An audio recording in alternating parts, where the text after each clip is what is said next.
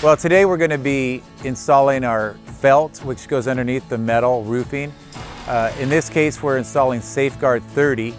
It is a moisture barrier that goes between the metal and your plywood surface. Before you ever get on the roof, you want to make sure that you have the proper gear and harnesses set up, ready to go. You want to start the roll of felt in the bottom corner and roll it out. Make sure that it's laid flat and without wrinkles.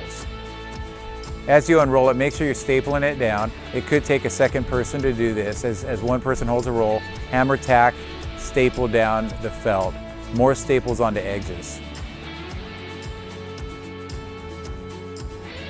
When you get to the end of the roof line, overcut the felt and hammer tack it down and then trim it clean along the edge. When installing the next row up, you want to make sure that you overlap at a minimum of 4 to 6 inches.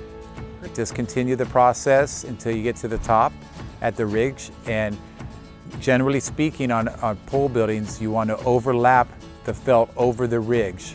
If you're not roofing the same day, we recommend that you put extra staples on the laps, and especially if you're in a high wind area, that you put boards down on top of the roof and tack it down. After all the felt is completely installed, you're ready to install your metal roofing.